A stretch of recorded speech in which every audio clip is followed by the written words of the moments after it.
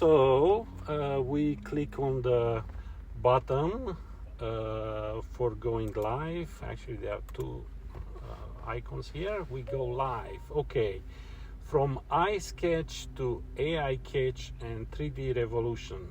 This is the 11th event, and people are starting coming to the event. I can see the list is populating here, which is great. As usually, we're gonna try to test the system to make sure everything is fine. So if you hear me, make emoji. I already put the thumbs up. So let's see if you can hear me. Just make an emoji so I can see you can hear me well. Awesome. So that's first test. We pass it. And again, this is the event, audio event in LinkedIn. It's the event number 11. And the name of the event is From iSketch to AI Catch and 3D Revolution. My name is Sandu Baciu. I'm the host for this event. By trade, I'm a civil engineer, but I do have background also on architecture and industrial design. I'm doing that from long time ago. And with us, actually, we have a few more invites. Live with us here, it's Big Al as well.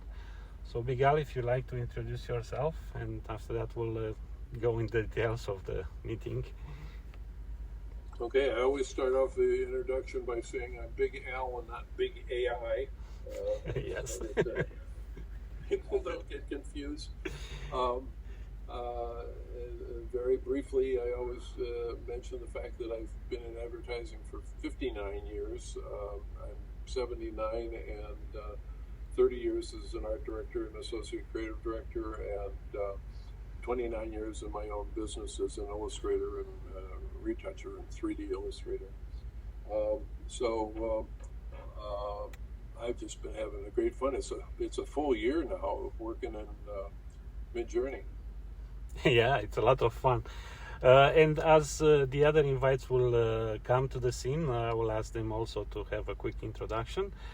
For people which listened this event before, on this one we try to talk about AI. The structure of the event is actually in three parts. The first one will be on innovation regarding AI, the interesting way of using it. The second part will be on the news. So basically we're gonna share with us all the big stuff which happens around the AI, and there are a ton of news. I have actually a really long list here on the news. And toward the end, I really like to talk about the upcoming revolution in 3D. 3D, it's an industry which is coming far more faster than people think. Probably by the end of the year, we're going to have a lot of AI applications which allow people to actually create stuff directly in 3D, which will be really cool. Another small technical thing which I want to mention, I really like people to come to the stage here with us, and we can have your feedback based on our discussion here. You know how you can do that. So basically on the bottom right, you're probably gonna see a hand over there. I strongly recommend when you like to come on the stage, click on that button, and the system is gonna bring me here a small icon where I can bring you to the stage. When you come to the stage, probably the microphone is gonna be on mute. So if you have that line over the microphone, you should click on the microphone so you can unmute yourself, so we can hear you when you have the opportunity to come with us here on stage. So that being said, I think I will start with a quick introduction, as usually I'm doing. For this event, I was thinking, well, what would be a cool thing to talk about the introduction. So I can talk about the education and the impact of AI on the education. I can talk about the ethic parts as well. There are a lot of points regarding the ethics with AI. I really like robotics. I can talk about that too. But I thought it would be cool to talk a little bit about the science in general, because the science it's actually impacting a lot, a lot of industries, and basically based on that, AI is going to be used to find and discover interesting things. So when I was thinking about the science, I realized that last week actually I have participated to another event. The event is kept by Kristen and John Porter. They have the event on Fridays around the same time, noon here, New York time. And it's through Brandist, which is their company. And I was invited actually even tomorrow to talk on their event. So I'll recommend everybody to join that event as well. But last week we talked about printing and how we can integrate the AI in printing. And I said, well, yeah, everybody sees right now that they can sketch and they can create a 3D model, but that is at real life size. Something, let's say, less than a foot by foot as a volume. But people should understand that with 3D printing, you can do a micro 3D printing, or you can do a macro 3D printing. That's on the macro side. It's easy to explain. Yeah, you can do houses, and probably a lot of people saw that. But at the micro level, you probably didn't see too many discussions about that. And just a quick snippet which I want to throw here. If people doesn't know, actually IBM in 1989, they do a printing at the atomic level. So basically what they did, they took some atoms of xenon and they place it in a certain formation, and that formation, it was actually written IBM. So we can do micro printing actually at the atomic level.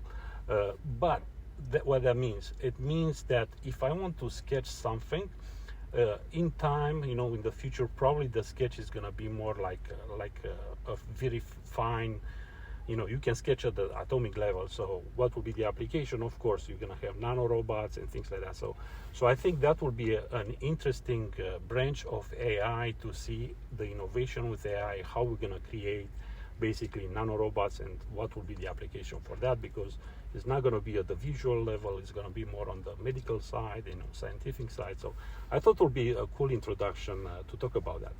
There are obviously many other innovation ways to do it. You can do it neural simulation, you can do it with translation with AI for the cuneiform stuff. But Al, on your side, what will be the innovation ways of using AI from your experience? Well, for me, what I think is so fascinating is all of the different competing programs that are showing up on a regular basis.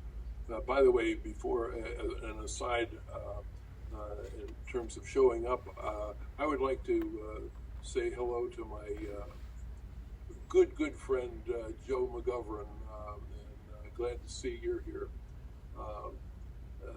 But in terms of I'm in advertising, and I just had a second training session that I gave to the people at Calcium, the agency that's in New York and Philadelphia, and I gave them a training session yesterday and this morning, on Tuesday and this morning, on Midjourney and on Photoshop Beta, and talking about putting that into their toolkit for doing conceptualizing and everything. And I just think that it's going to be a reality. The biggest issue, though, is for their clients is going to be the fact that at this point they can't copyright the picture. So one of the things I was saying to them today was, okay, so you're going to do a layout using Midjourney and Photoshop Beta, and you're going to show it to the client, and the client's going to look at it and say, I love this, let's go with this exactly the way it is. And you're going to say, okay, but we're not going to be able to have a copyright on this. And the client is going to say to them, then why did you show it to me? This is going to be a problem until the lawyers and the copyright people get caught up with the rest of us, because we certainly feel that we we should own what we produce, because the bot's not going to do it without them. Yes, and I know there are a lot of alternatives as well. And on top of that, we should mention that the copyright around the world, the copyright, let's say, legislation is different. In Japan, they are actually flexible toward that side. In India, for instance, actually you can copyright the images created with AI. So it's like two sides of the wall. They have quite the opposite approach to to the copyright side. Also with us here, it's Christopher. Thank you very much to come on stage, and everybody else. You know, I strongly recommend you guys to click on that hand, so come to us on stage. So Chris, what will be your feedback? What will be your opinion regarding this aspect? Yes. Hello, everyone. I just have one question, basically, to you, Big L, about the copyright issue. What about Shutterstock, who claim to offer ethical AI imagery only for, you'd have to pay for it, and they pay royalties to the artist that their model has been trained on? And what about Adobe Firefly in terms of copywriting the AI generated imagery? Well, the thing is that Adobe is using their stock images as their source, not open source like Midjourney, but it's still being created by a bot, and the thing is that unless it is created by a human, the United States Copyright Office will not give it a copyright. So they've got to work that out. I mean, it doesn't matter what the program is that you're doing it in. May be ethical in terms of not using images that they shouldn't be doing, such as copying images off of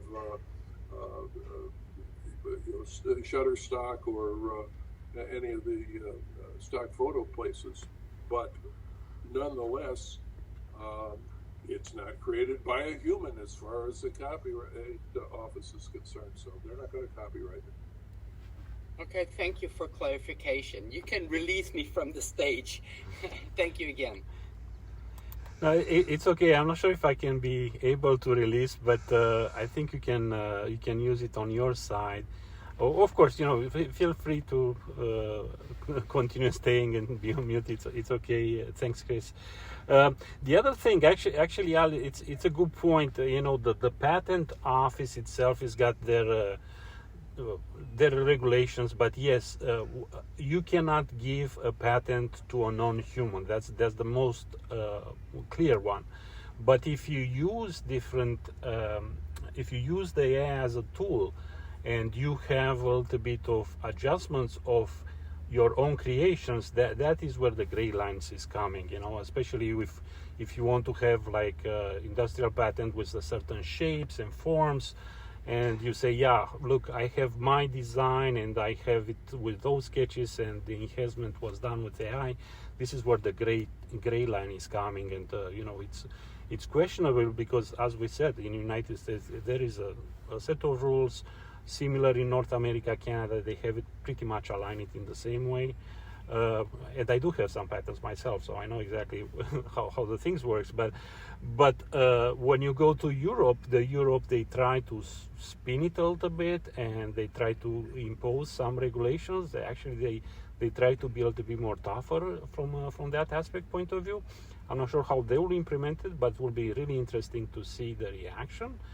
And as you go toward Asia, Asia is pretty much flipping the coin entirely. So over there, you do have all the application. It's pretty much saying, hey, that's the freedom, do whatever. Whatever is creative that helps humankind in general, and for humanity, let's go for it. So again, that will be interesting to see. But in the same time, actually, back to what Al said, and I want to touch on that as well. And kind of segue toward the news side. there are other options than Midjourney. And always I said Midjourney was leading the pack, and I think it's still leading. But when you look in general in the whole ensemble of what happened with AI, there are a lot of companies behind Midjourney, which, let's say 6 months ago, they weren't really far. But right now they are so close. Many times, if you don't see their tags, actually you think it's gonna done. Those images are done with Midjourney. And the better example, which I always try to say, it's about the clip drop. The clip drop, first of all, it's a web base, and I have all in the comments of this meeting, you can see the links. So always I'm trying to do links to the information which we talk here. So clip drop, why I'm saying is better than Midjourney from certain aspects. First of all, it's web based. Midjourney, it's Discord, and the only reason why people are using Discord and they go to Midjourney is because Midjourney quality of image is so good, and the people, they prefer to have all those hassles and try to kind of have that image. Now, the competition of Midjourney, it almost reached the level of value of the images as Midjourney have, at least what Midjourney have in, let's say, version 4 or something like that. So really close to that. And ClipDrop, it's got that potential. But on top of that, it's not only the image created with AI. You do have the other options. You might have it either as upscaling, you might have it even with the cropping, adjusting the images, adding lights, doing other stuff with the images which Midjourney doesn't have it. I know Midjourney is trying to do the videos. There are other AI tools better than them with videos.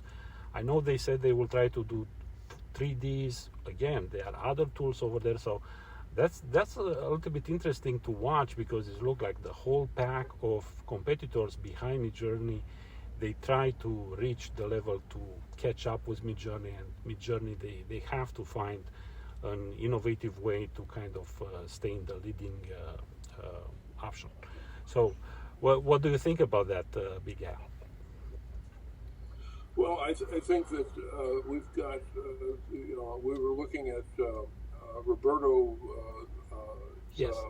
Post today, and he's got like 250 images that he did with the clip. What was it? Clip drop. Clip drop, and they're beautiful. The proportions were 2,048 square, which is bigger than what we're getting right now with Midjourney. People are always asking me, how do you end up with a printable picture after you've done something in Midjourney? And I always have people tell me on one's PhotoRaw 2023 uses both fractals and AI to make wonderful enlargements. But the thing is that that's just another example of where different programs are really competing with Midjourney. I don't think that Photoshop Beta is up to Midjourney in terms of creativity of images, or necessarily the quality of images, but you can open up a file to 20 by 11 and a half, so that it'd be like a spread, format, 350 DPIs, and then you select the whole area and you write in a prompt, and in 18 seconds you have 3 versions of what you prompted at 350 DPI, 20 inches by 11 and a half inches. That's a game changer as far as I'm concerned. Yeah, especially for people which they like to use the images those small details are actually matters going toward one version or another. And Chris joined us back on the stage, but I want to add a few more things. That means there are other products as well. Adobe Gingerbread, maybe we're going to touch on that. But for instance, depends what you want to do. If you want to say a vector image and you want to use that, there is a product over there called it Recraft, and that is exactly what it's doing. It's creating by AI a vector images. Also, for instance, if you do sketches by hand, and let's say you do cars, like I like to draw cars by myself by hand actually, and you can use a software like Newark.ai, and it's taking that sketch, and it's exactly as the title of this event is saying, from iSketch to AI Sketch, is gonna make a very nice render, quite similar to what Midjourney have, which is quite interesting. And ClipDrop has that capability as well. Correct. I'm just mentioning other softwares, and probably Chris also. You can mention any other options as well, because I know you present other. Yes. Go ahead. Hello. Just It was important for me to clarify because you mentioned ClipDrop. Maybe I should do a song and dance while we're waiting for you to unmute. Can you hear me? I just Yes. think that we've got a lot of... Yes, Chris, we can hear you. We can hear you, Chris. Okay. Sorry. Okay, you're back. All right. I just wanted to clarify. Anyway, I think that it's a great thing for all of us to have all of these options. Christopher isn't still with us, that came up on the stage a couple minutes ago. I've invited him to come to the session tomorrow and to talk about what he's doing, but he's not working in Midjourney. What he's doing is he's working in all kinds of other programs, and he's really doing us a great service to the global community that we have on LinkedIn, because he's demonstrating all these different programs of what their capabilities are. Leonardo and just a whole bunch of different programs that he's working in. Miguel, Chris is with us actually. Chris is with us on stage, and I could hear it. I'm not sure if you were able to hear it. Did you? No. Okay, so Chris is with us, and Chris, if you like to unmute your mic, I can hear you. I hear you when you came on the stage. All right, thank you very much. I just wanted to clarify the terms once more because you mentioned ClipDrop. And ClipDrop, that's the name of the website. It is run by Stability AI. And what they're actually using, what's actually generating the images, is Stable Diffusion XL as an extra large 0.9. That's the version. Now, I assume that most or all of the participants are familiar with the term or the concept of Stable Diffusion. And there was Stable Diffusion version 1.5, then 2, then 2.1, available also via the open source movement, Hugging Face and alike. And now Stable Diffusion, or SD XL 0.9, is the latest version, the best up to date. ClipDrop is what you may enter in the browser to get to the page to actually use it for free. You can also sign in, create an account, or use your Google or Apple ID, I believe, to sign in. And then you have more tries and it goes faster. And it really is advanced, and I would say while Midjourney is still in the lead, this is as close as it gets. And it is not as strict concerning the censorship of words that you may wish to embed in your prompt. It's not explicitly made for not safe for work content, but it allows more, because sometimes from what I know and what I heard, the restrictions are very strict or too strict, or sometimes make no sense at all in Midjourney, and so Stable Diffusion in that regard allows you to do more. And I'm not talking about weird stuff, but simply about terms that might be rejected by Midjourney. Yeah, I'm actually really happy you made a clarification, because I was intending to touch on the open source like Stability Diffusion, which is actually under the hood of the ClipDrop, exactly as you said. And I was just curious, on the ClipDrop, when you open their page, you're gonna see it's actually really clear written over there. It's actually Stability Diffusion when you use AI, but in the same time they have the magnification and the extra resolution. Make it higher resolution. I do not know if it's another engine under their hood, and this interface of the website, call it ClipDrop, is actually going to the different other engines like Stability Diffusion, which we know it's an open source. And I'm happy actually you made that specifications, because I made those comments before. In my opinion, there is a big difference between something which is open source, created by people which are passionate and basically is pro bono, versus something which is corporate made and is actually corporate driven. Completely different paths here. In the future, I personally think the open source is got also the upper hand as well. I think the success is gonna come more toward the open source one. And just to segue toward the 3D model a little bit, I made examples with the Blender. Blender is also an open source for modeling 3D and doing renders, animation, and so on.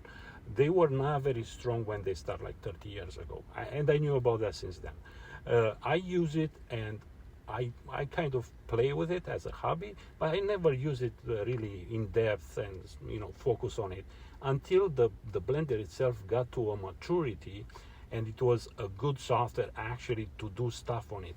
And you have so many software like that which they will come to the maturity and they are actually open source, and that will be a big difference. And I think in the future that is going to be driven, even in AI, will be driven more toward the open source, what people want, rather than what the let's say company or the corporation thinks is good for the people, and they will try to put some other stuff under the hood over there, which a lot of people doesn't like. And the example with Midjourney, you don't like Discord, but you like the image, so you kind of need to go over there. Shai, you are with us as well, and Chris, if you like to have some comments, feedback, again, feel free to give us your feedback as well, Chris, on this open source. And after that, we go to Shai. Oh yeah. Thank you so much for inviting me here, Sandhu, and also listening from Big Al and also Christopher's mention of certain syntax and certain jargon that we use with generative AI Midjourney. Early on, there was this mention of 3D printing about, and then recently, just a minute ago, you mentioned of the use of Blender. So this brings me to the point that of the work by James Robin. I'm not sure if anyone is interested in him, but I'm pretty sure many have seen that his work. Recent work on using James Robin was for Israel from Rivian. So what he does is for example, from my side, I am a VR headset wearer, and I do use a lot of Gravity Sketch. So I do a lot of 3D renditions using Gravity Sketch and also Tilt Brush.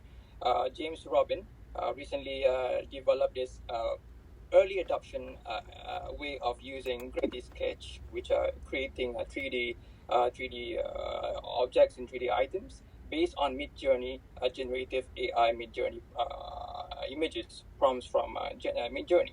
And this is also further enhanced using Blender. So this is an early combination of using Midjourney, prompted from Midjourney using generative AI, and then using Blender to enmesh it together with Gravity Sketch. So, and then from Gravity Sketch onwards, which has been initially done from Midjourney, you can print them out through 3D printers using Reality, for example, and whatnot.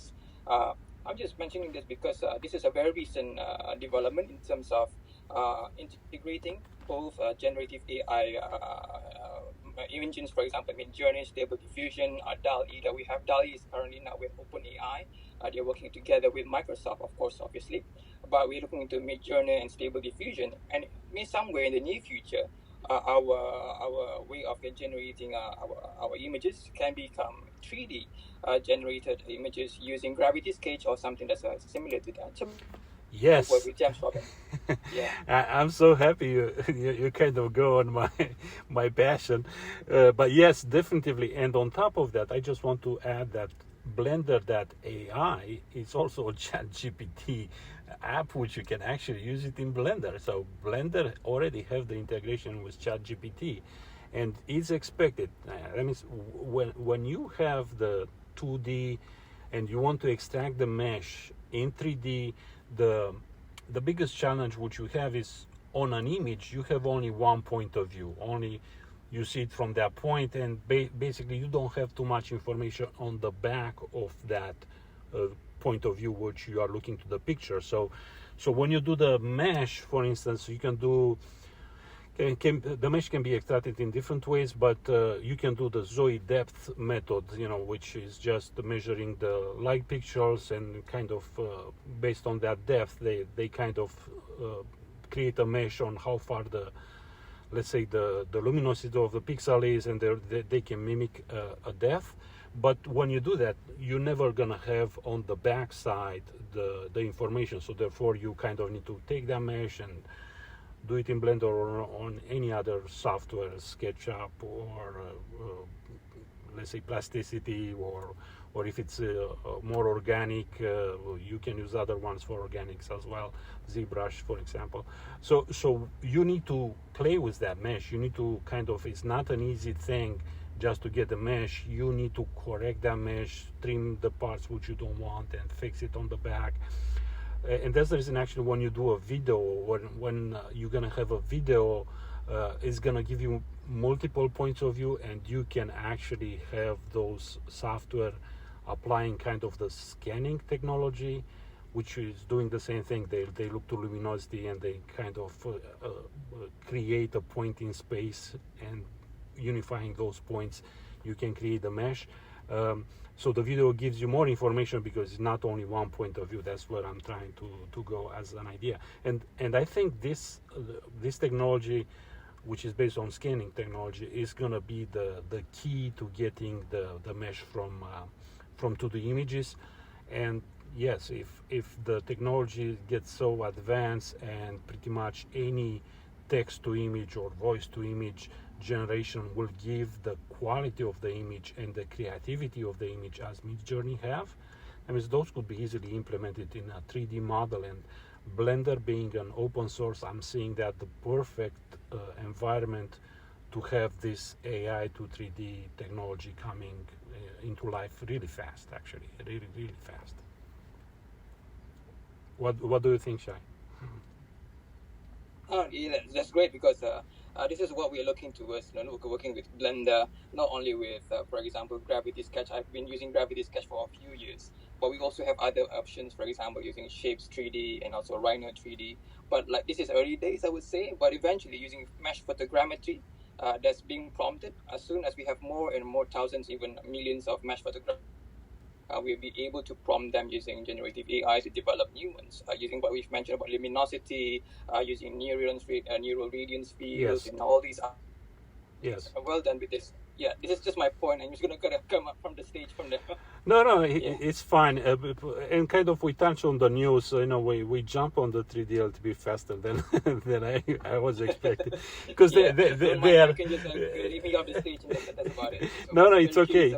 It's okay. I will go back to the 3D, because usually I'm trying to do 2D video, and after that jumping on the 3D. But on the news, I still want to add a few more news regarding the overall AI. So I'm not sure if you guys should notice, but there is a direct competitor to OpenAI, and the name is Anthropic. And you should search on that, because again, I'm not sure on their prices and how they will do it, but But that might be something more interesting because also the huge databases which AI is creating. And of course, Elon Musk is coming with XAI as well. I mean, as expected, he's not going to stay behind. So that will be another interesting thing to see what this new company, which he's trying to put it together. And again, he's using people which are really in depth with AI as well. People which they have a heavy background and kind of they start working for his company. And I will expect X.AI from Elon to be quite competitive as well in upcoming. I'm not sure if it will be months, but definitely I don't think it's going to be too far. So that will be on the news side. Regarding the 3D, there is a software also which you can do a 3D zoom. I don't know if, Go ahead. Everybody else is hearing you, but I realized I was on. I realized I was on a mute. When I clicked by mistake. So I was talking about news about Anthropic. Did you guys hear me talking about Anthropic? You can give me a quick emoji. So, do I need to repeat that? Sure. Okay. So there are other companies coming very fast. Anthropic is a direct competitor to OpenAI, and also Elon Musk came with another company, X.AI, and I'm almost sure X.AI will have a really impact on the AI environment. And again, for the portion which you miss it because by mistake I was on mute. I do make a record, so listen on the record and you'll see exactly what I said over there. But those are the two big news on the companies with the AI. I do expect a lot of let's say advancements, and for Elon company, for instance, X.AI, he tapped to people which are actually very heavy on using AI before. He have also some researchers from Toronto, from Canada, and also people which they work with Google, and again, pretty interesting stuff coming over there as well. So that will be on the news regarding big names coming on the forefront. Again, more company probably will show up as well. Another small thing which I want to mention is regarding the databases. As everybody probably realized, the AI itself, it's a very large term, very general, artificial intelligence. But at the core, there is a database where by prompt you go and search, and based on the prompt or the input which you are requesting, that database is reshuffled, some points are extracted from there, and they will create something new. And again, can be a text, can be an image, can be a sound, music, etc.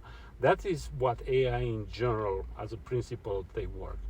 But as a downside, as the databases which is used to create those things, in the same time they will create a bigger database. So from what I can see in the future, we're going to have a giant amount of information coming from AI and huge databases, and I'm not sure if that is going to be really efficient or will be more on the hoarding side, because in that way every person, whatever they do, you're going to have a digital imprint, and basically those AI could be your extension, because it's easily, even right now, by your phone, when you go somewhere, it's going to tell you, oh, you want to go over there because yesterday you were over there, 2 days ago you were over there. So those predictive stuff will come, and we need to watch on that side as well.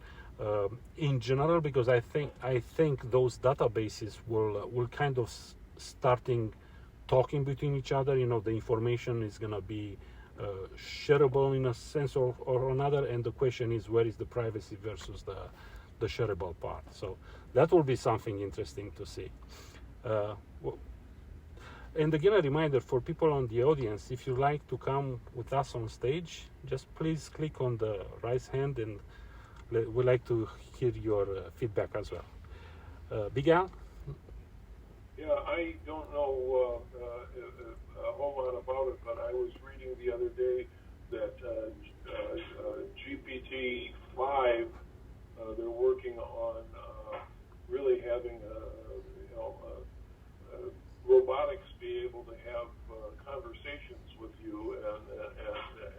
be able to, make robots that are able to interact and everything, using the things that they're developing in that area.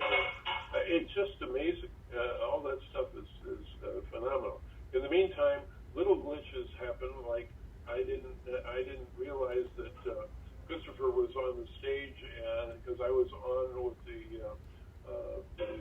conversation on my computer, and I had to leave the gathering and come back in on my phone so that I could catch the last little bit of Christopher's comments. So my apologies, Christopher.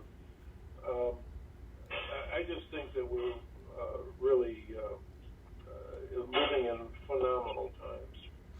Yes, regarding the robotics, actually, I posted on the comments. I'm really, happy when I'm seeing the developments which Boston Dynamics have it, and you should see their history as well. That means they create human robots, and Spot, which is like a dog robot. Right now, you can see it even in downtown New York because they have application over there. But being on construction, I'm really happy when I'm seeing they found application for robotics, especially on the energy sectors, where you can use those robots where usually you do not like to use humans because the risk is too high, and areas where usually it's hard to access or the risk is high, it's logically to use robots. So that's what I'm seeing as a really cool development. And if we want to extrapolate that idea, even going to Mars or on the moon makes sense to send robots over there. Rovers are already on Mars and moons, and hopefully also soon on other moons and planets. But the idea is that with AI and robotics integrated with AI, they can go in front and pre-build the habitat and extract materials, secure the areas, and even substitute water and oxygen for those moons here in our solar system, which actually they do have oxygen and water. Just to give you a quick example, on Europa, for instance, they have that. But anyway, that's something quite interesting on the robotics. But prior to jump on the robotics, let's go back to the 3D, because that is what I intended to complement on the 3D, especially for the architecture. There is a new software, new for non-Chinese area, because there is an xlook.ai Chinese version, which what they did, they actually took different 3D models for architectural features like doors, windows, floors, and based on that they create a database. And as Midjourney is doing, basically using different references and subtracting different parts from it and recombining it in a new image based on the prompt, the same thing is done right now directly in 3D, and that's what I intended to say. So basically a 3D database can be reshuffled, and they can recombine that information, and actually you can do it in even different architectural styles, because the database have different elements with different architectural styles. So that is quite interesting. If you want to test that, the link is at lookx.ai, so lookx.ai. You guys you should search that, and again I posted here some videos. You could see basically from a sketch or a quick prompt, you can create quite interesting things. And again, people from the audience, if you are on the architectural stuff, just come to the stage, share your experience, because I could see even in Midjourney and on the 2D side, when you take text to image, they refine their output. The architectural drawings right now, the renderings which are coming from Midjourney, or even Stability Diffusion through Clip Drop, and even Leonardo.ai, they are stunning. That is the architectural renderings, they are so beautiful, and I was surprised to see this level of refinement done in, let's say, less than 6 months.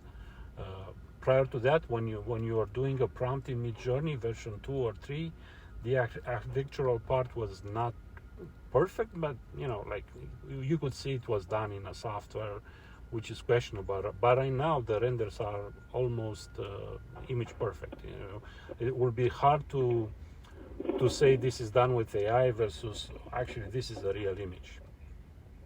And I'm not sure, Big Al, on your side regarding the refinements of the pictures, you noticed that as well. Maybe we should talk about Adobe Gingerbread a little bit. Yeah, I mean, they are, that was another Adobe thing that they announced. And they're really talking game-changing stuff in terms of imaging, and they're also working with Princeton University's got a Infinigen program that they're working on in terms of the way things are the data is being driven, and it's the potential for doing prompt to video and all different aspects of prompting to different forms of communication is it's just amazing where we're going, Yeah, and when we pair that with 3D, definitely we're gonna see the whole world changing, especially on industries which they are conservatives, like construction. Right now, I could see architectural renderings can be far more flexible. We see Zaha Hadid style with all organics. Those are cutting edge shapes. By default, those are not easy to construct. So yes, from architectural point of view, from visual point of view, they look really interesting. But from engineering point of view, all those has to have complex engineering, structural design, and we can do that even with AI to a certain degree. But still, the rigorous calculus is still required without having too much flexibility, throwing stuff from databases. But all those 3D elements, if you take it, you can do a structural analysis with software which they are specific for that. The biggest question is how I should take from a 2D image to a 3D, and that is the revolution which I'm seeing coming, because there are many ways right now to extract that. Can be done with the scanning technology, basically a cloud point, and you can come with several images if they have that consistency between them, and you can create that 3D model, and based on that 3D model, obviously you can even do 3D prints and structural analysis and so on. So, but in the same time, the modular part is still the most efficient.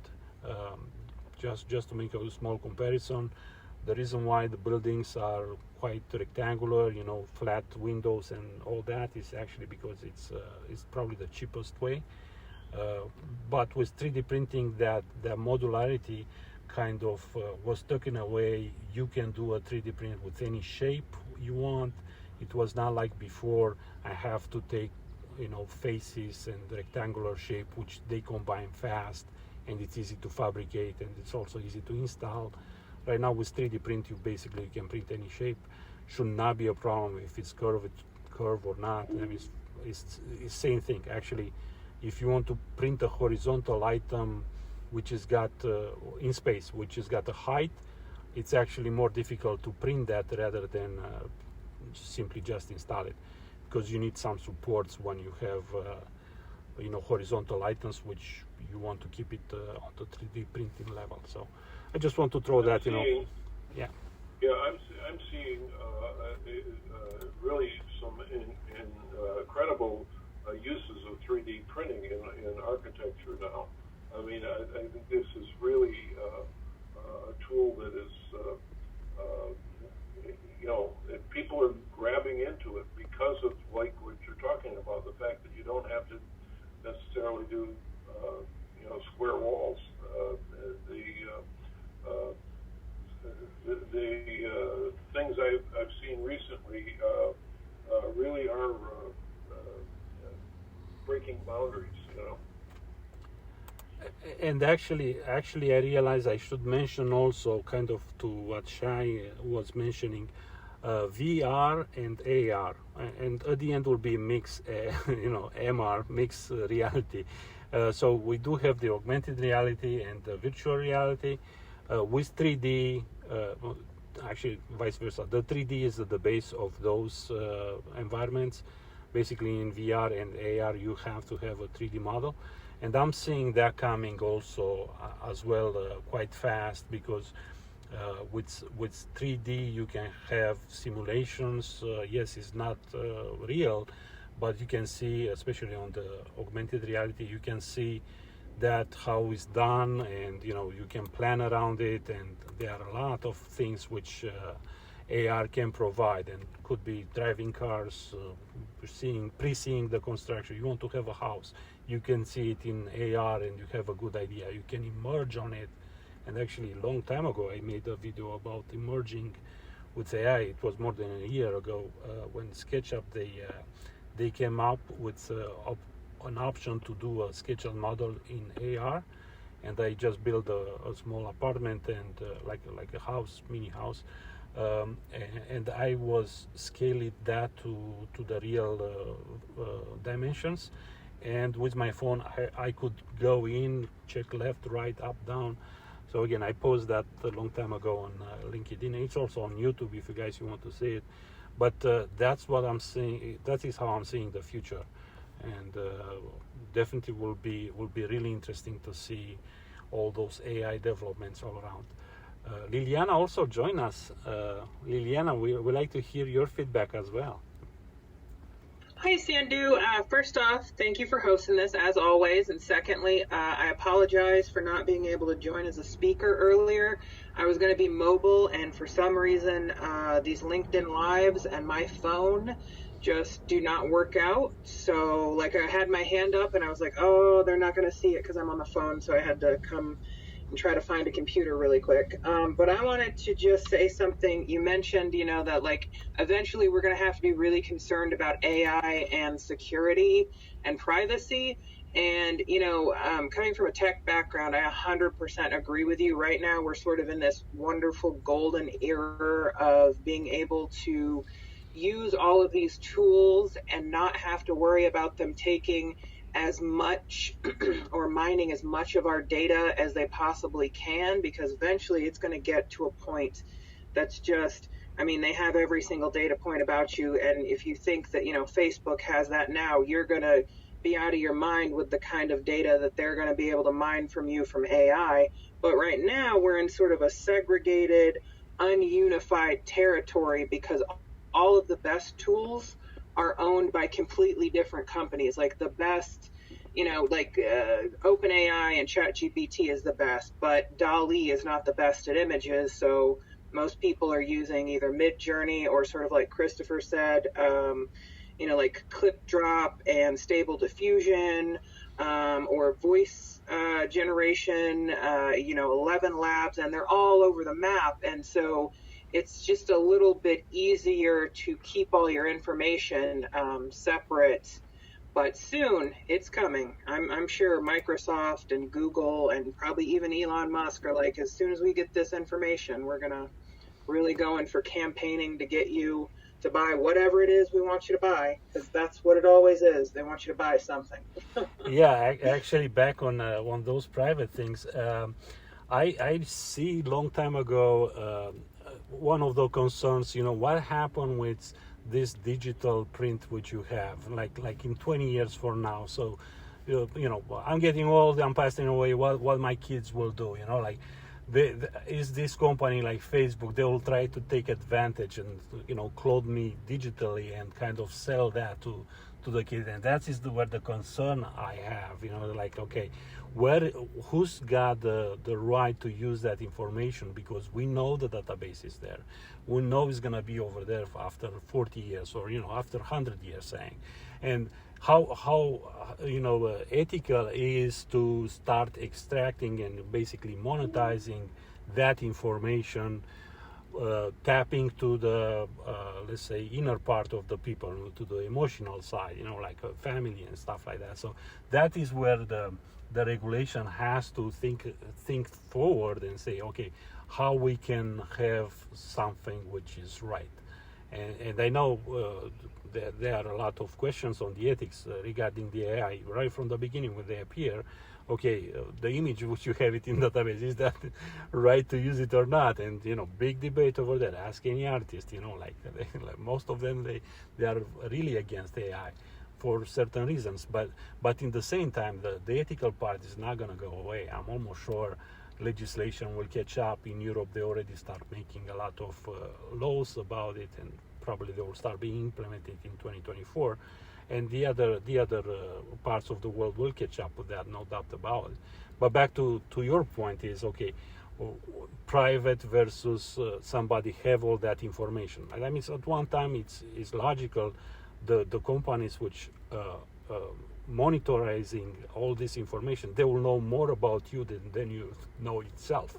And that is oh yeah, that is the tip. You bring up a good point about worrying about your grandkids and what they're going to do with your image, because they're already oh, let's fix old photos of your relative's face, and let's maybe bring back, do you have a clip of their voice, and we can generate that voice from them, and and this is with very little information that they have on this person. Imagine all the information that we have out there, that out here now, which is kind of why I'm like, we all talk about, with Kristen and John and everything, doing like brands and even coming on these live events. I'm kind of very cautious about that, starting to think very cautiously about that, because I mean, it goes someplace it's stored. You can go back and visit it. So like, what are they going to do with that? Do we get to lock that down, or is that going to end up in a database someplace? Like, is it better to have a faceless brand now than to have a quote unquote personal brand? So it goes out into all kinds of questions. Yeah, because on the future, for in instance, my mind, especially from a yeah, you're right. So in the future, we know, for instance, Generation X. Yeah, well, my generation. I'm Generation X. So yeah, we start. At one time, photography was nice, and memory. What you have some printed photography, and after that, the VCRs and the video came, and after that, the internet came, and after that, oh boom! Right now, it's AI. But just that's Generation X. But when you think, Generation Z, or even right now, those people which have kids, born in 2010s, 2020s, they will have everything digital. That means they will have an account right at a very small age, and that is tracking up to the end of the life. And it's the question: okay, who owns that information? Is the real person owner, or you rely on those companies? Of course, the company itself, any big IT, it's proven that they survive. Like you look to Apple, Microsoft, yeah, they thrive. Right now we're gonna have Elon with X. I'm almost sure Tesla will thrive as well. So it's in question about OpenAI. I will say probably they will thrive. Some of them, like Midjourney, I'm not sure if they will be long term. Hopefully they do. They do good stuff. But still, the question remains. Yeah, so we'll see how the things will go. We're coming kind of close to the end. Yes. Sandu, and I wanted to give a little sales pitch for tomorrow. Liliana and you and I and Brigitte Granstrom all agreed to continue on the Friday sessions. The big event, as John and Kristen call them, because John's moving on to other things. that he won't be able to be there. I think Kristen's going to try to be with us tomorrow, but the four of us are going to be hosting tomorrow and I guess on into infinitum. So I'd like to invite everybody to come back tomorrow, and that's always a very lively discussion as well. Yeah, and next time I will talk about the moon landing. It's I will touch a little bit more on the sci-fi side, so that will be an interesting one. So, and again, guys, I don't want to leave the event not on the bright side. That there are a lot of positive things about the AI. Don't be scared, don't be concerned. That means they will be solved. That means there are solutions. Humanity always find a solution, and be positive about it. That means yes, there are some questions, yes, there are some worries, but don't be worried about it. Don't have that fear. It's a tool. It's gonna be okay. Like always, we prove that it's gonna be okay. So anyway, thank you very much again. We reached to the end of this meeting.